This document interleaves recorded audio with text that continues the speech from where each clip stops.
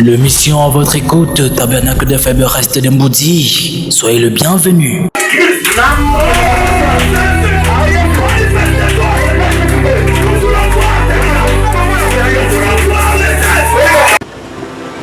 Et peuple de Dieu, je vous salue tous dans le nom de notre Seigneur Jésus-Christ, le Dieu de l'humanité et de ses serviteurs, Yamanu Pana, bénisse les chemins.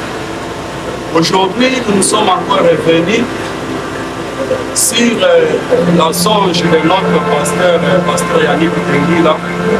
Il est un invité d'honneur à notre chaîne du Tabernacle d'un peuple reste.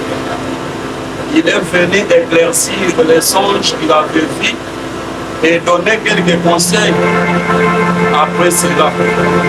Alors, mes chers frères et sœurs, bienvenue dans notre chaîne Tabernacle d'un peuple reste.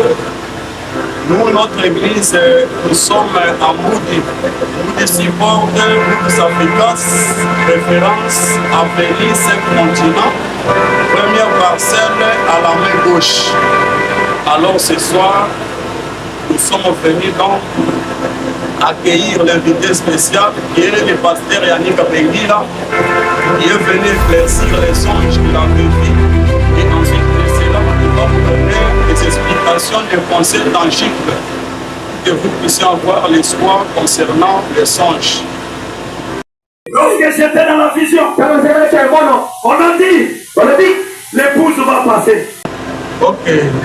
Chers frères et sœurs, je vous présente le pasteur Yannick Pengila qui est venu, il est venu pour éclaircir les songes qu'on avait expliqué la fois passée et donner quelques conseils que son Dieu lui a inspiré. C'est pourquoi il est venu donc de dire à vous la parole, s'il vous plaît. Oui, merci beaucoup, le frère Kadima. Prospère, que le Seigneur vous bénisse. Amen, pasteur. Que le Seigneur bénisse aussi Tabernacle d'un faible reste à Mboudi, avenue Safricas, concession DGI, là où se trouve notre tabernacle. Oui, c'est moi, votre précieux frère, le frère Pengila Yannick, le pasteur responsable de cette église. Oui, comme d'habitude, j'ai l'habitude de parler. J'aime qu'on parle souvent à Lingala. C'est un songe que le Seigneur me donne, maintes fois. Et quand le Seigneur me donne ces songes-là, je ne veux pas garder ça pour moi-même. Parce que le prophète qui me prêche, mon prophète que je prie, William Dana, il m'a enseigné que quand Dieu donne un don, ce n'est pas pour la personne là, mais c'est pour le peuple de Dieu. Voilà pourquoi, comme les dons c'est pour le peuple de Dieu, voilà pourquoi je suis venu parler. Donc ça c'est le parti 2. C'est le parti 2 que je vais parler. Donc c'est un peu ça. Alors je veux que ça soit éclairci à Lingala, comme on avait fait la fois passée, afin que tout le monde puisse écouter. Vous avez donc possibilité de parler en n'importe quel moment pour que les peuples vous comprennent facilement. Alors, nous accordons la parole. J'espère que les peuples comprennent déjà pour écouter comment nous faire. Oui, merci beaucoup. Bien-aimé, serviteur de Dieu, bien-aimé Prospère, merci. Merci aussi à la chaîne, notre bien-aimé, le frère Caleb, que Dieu vous bénisse. Notre frère, le frère William Rachidi, que Dieu vous bénisse. Le frère Caleb, le frère Basile, notre officier, que Dieu vous bénisse. Le frère Jonathan, notre interprète, que Dieu vous bénisse. Que Dieu vous bénisse. Ok. Que Dieu bénisse mon pays, la RDC. Ok. La limite pour le Banalinga, ils ont bien compris. Nous allons toujours commettre à secret. Bible et lobby, et pas y wapi moni mon ensemble les amis. Mais pas y wapi nzambe à donc et pas y wapi nzambe donc à l'obéli. Mais si comme on dit mon ensemble, ça les dénigre les amis. D'abord la lumière éclaircie, le binon pas de mon maman quand la salle. Pourquoi? Et n'a éclairci le binon peuple congolais.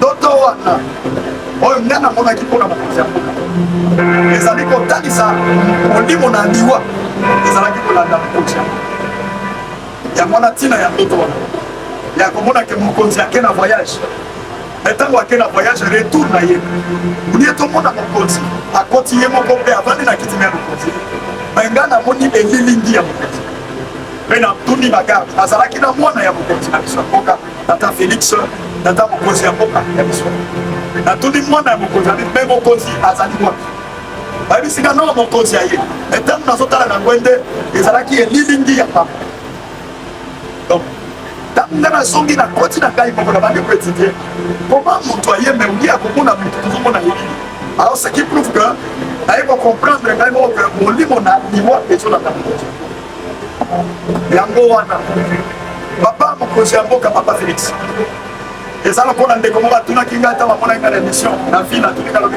pasteur masi bayambaki yo na mokonzi ya mboka nalobi non soki nzambe apesi nga message naza koluka te mpona luka mokonzi ya mboka nakutana na ye tonaki na kosenga non mais problème na ngai ezali soki nzambe alobi esengeli natalisa yango po bato bayebaka ete makambo ya nzambe ya solo ezali mpe na mboko na ntango basakoli ya lokuta batondi na mboka esika mosusu omona mosakoli ya solo mpe basakoli soki tolobi na faux dollar ça veut dire que vrai dollar ezali donc soki toza na basakoli ya mabe toza mpe na basakoli ya ma donc voilà raison pour laquelle nde nazali awa mpona kotalisa mokonzi tata ya mboka na biso tata mokonzi tata Félix molimo na kufa eza kolanda yo me na etape oyo yo okomi na minute oyo na lolenge molimo na kufa ezobundisa yo esengeli na tata mokonzi ya mboka oyeba kokontrole baémotion na yo oyeba kotambola na yo ezala kontrole oyeba kotalaka mpe bomoi na yo yenge bena na liloba na nzambe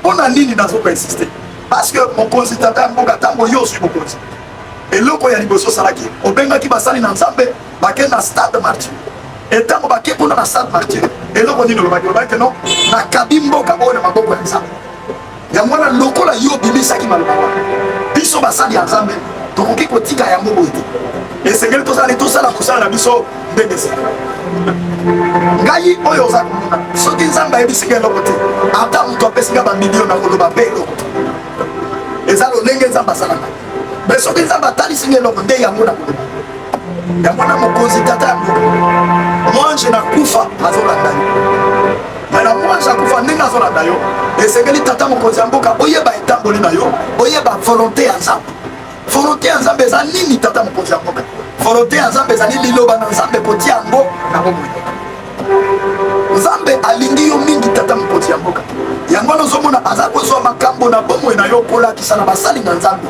mpo bayeba kometre yo en garde parce que nzambe asalaka likambo brusquement te nzambe avant sala likambo apesaka avertissement nazokobeta mwa lisolo moko boye nakamati lisolo ya mosali na nzambe mokonzi moko azalaki na kati ya bibilia babengi ye le roi Osias mokonzi Osias na bibilia azwaki mokonzi na nsima tata na ye et qu'est-ce qui s'est passé avec ce roi tata na ye ntango azalaki na pouvoir tata na ye azalaki kosalela nzambe azalaki kobanga nzambe azalaki juste kolanda kolanda na nzambe mais kozwa kodeside na volonté ya nzambe mais à un certain moment tata ya Osias ayaki koabandone volonté ya nzambe oyo nalobi te volonté ya nzambe eza liloba nzambe ayaki koabandone volonté ya nzambe abandi komonake ye akoki na nyonso ye akoki kosala nyonso alingi epuis na kosalaka nyonso oyo ye alingi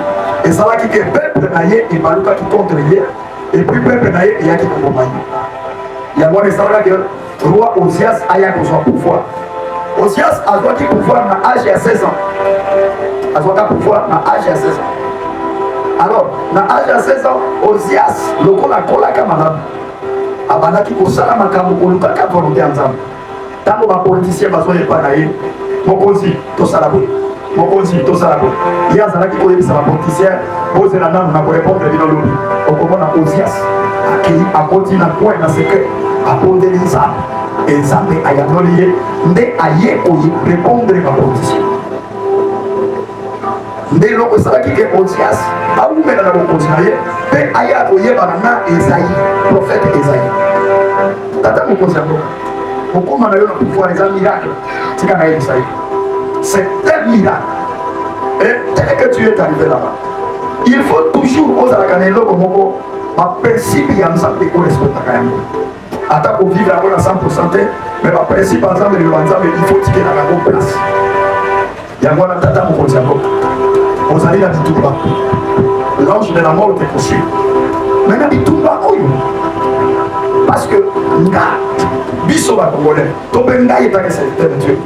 Na boki ko linga jamais mort ya tata mon conseil encore. Le qu'on a ngolwe pesa belinga za ba zo kala sama makam. Et c'est que na ibisa yo. Makambo na bandi ko mona ndi lote et bandi banaka. Seulement que mboka na biso les amboka mboka tu vas pas tout. Ce qui va considérer makambo ndé makambo mingi na mona para yo. Lelo ko la tinzoto dembele ta mo soso ko. Ba dilo mo soso ko mela yote. Tata mo poser mboka. Conseil le pour la mosali ensemble na zo pesa. Et le président du roi Osias, à quoi il y en a qui disent c'est parce que à titre place il y a besoin de la roi en matière de chair à kamati communion à bali au pesa bateau. Alors nous avons ayé pour le long pour le pouvoir. Tata nous pose d'abord. Nous avons azali dans ma principe. Nous avons allobé dans le Nouveau Testament. Et c'est que les témoins na mobali. Akata suki na ye. Pour la moutou dans le Nouveau Testament. C'est ce que Dieu a dit. Nous avons allobé dans le Nouveau Testament. Moi, si à beaucoup la suki na ye est belé. Pour ils allaient gloire à Dieu. Gloire ya mobali na ye ils allaient la suki. Mais moi, na mobali akata suki na ye. Mais tata mo pose encore. Ngai musali anzano na suki saye. Na zo lingato kuri na iske wana. Uli misalai. Na kuri na za hypocrite. J'ai toujours dit. Na koloba vérité, mais je suis devenu la vérité. Quand Dieu me montre quelque chose, je vous dis, attends, comment ozoloba que non, bato bana oboko la masuki. Ozomona teke ozotelemela liloba nzambe. Or moto nyonso atelemela liloba nzambe azwaka shit. Na ngai nalingi ozwa shit te. Parce que les avaient problème ya basali ya nzambe baza pembeni na yo. Mosali ya nzambe ntango koza pembeni ya mokonzi, il faut kotanisaka ye vérité. Mais basali ya nzambe mingi baza pembeni na yo eza mpona baintérêt charnel. Yango nomoni bakotika bakotindika mokonzi meme na erreur. Erreur ya baloba nzambe ezalaka te, ezalaka pamba te, ezalaka na pétition. Nzambe nde alobi ke bana mibali babokola suki te, bakata basuki na bango. Tata mokonzi ya mboka esika wana ezali malamu te. Parce que biso toza kotia bagenu na biso nzambe abatela yo. Mais ntango yo okomi koniata liloba nzambe ekozala malamu te. Bitumba oyo eza nango ezosenga ozala na bato moko spirituel, bato ya basentiment te, bato bazali na nzambe ya solo mpo longa bitumba wana. Mais soki tata mokonzi ya mboka omemi makambo nyonso kaka na politike na lolenge ya bato ya mayele, tata mokonzi ya mboka échec ekokotela. Nazali le seul akoyi biso vérité. Nazoloba ngo mpo na intérêt ya Christ mpe mpo na intérêt ya ame na bino. Lokola mosali ya nzambe nazosala role na ngai. Otindika bato lisusu te babokola basuki. Ntango ozotindika bango ozotelemela maloba ya nzambe. Oyo moto nyonso atelemela maloba ya nzambe nzambe akwisa te. Merci mingi. Nzambe apambola tata mokonzi ya mboka. Bino peuple congolais otika kobokola basuki ezali contre liloba na nzambe. Mwana mobali oyo aza kobokola suki azali na se ya abomination. Soki abondeli nzambe akoyoka losambo na ye te. Okolomona ntango ya Jésus azalaki basuki ebele. Oui, na époque ya Jésus ayaki comme juif. Mais na époque na biso nzambe aye comme moto ya bikolo ya nation. Jésus a lati lelo veste. Jésus a kati soki alati cravate. Voilà pourquoi dans le Nouveau Testament il est écrit que mwana mobali akata suki na ye. Otika kobokola basuki. Moto nyonso atelemelaka liloba nzambe malédiction koyela ye. Nzambe apambola bino bachere kinois bachere congolais oyoka mongongo na nzambe po ete oleka na pasi na etumbu oyo nzambe akobeta bato te. Tika ete nzambe apambola bino, nzambe apambola gouvernement congolais, nzambe apambola mokonzi ya mboka abatela ye, nzambe apambola église na biso FNRS, nzambe apambola bino. Ok, mes bien-aimés frères et sœurs, j'espère que nous sommes arrivés pratiquement à la fin de notre émission. Je te demande de faire un moyen pour partager ce message à 5 ou 10 personnes que toi tu connais, pour que ce message puisse arriver au chef de l'État. Si vous faites cela, mon frère, ma sœur, je te dis que le Dieu de Branham, le Seigneur Jésus, vous bénisse richement. Et en plus, n'oubliez pas de s'abonner et de laisser un like sur notre compte. Vraiment, je vous remercie beaucoup pour votre attitude, car vous avez bel et bien suivi son serviteur. Et le bon Dieu vous bénisse richement. À la fin, que Dieu vous bénisse. Je remercie les frères médias. Que Dieu vous bénisse, le frère Caleb, notre ingénieur. Que Dieu bénisse le frère William Rachidi.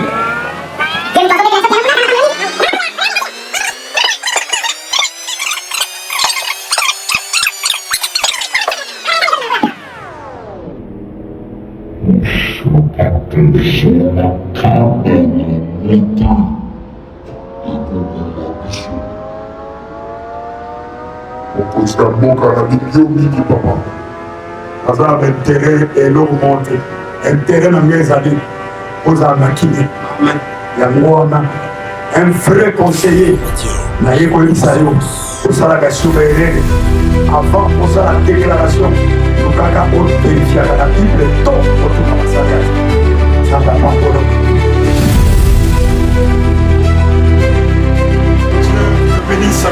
C'était la deuxième partie du son du pasteur Yannick Biguila sur le président de la République du Maroc.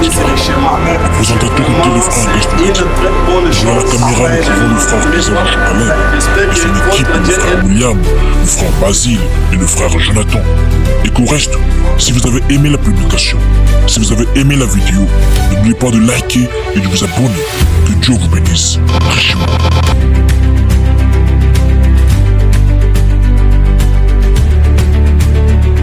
Fleur Média, chaîne par excellence.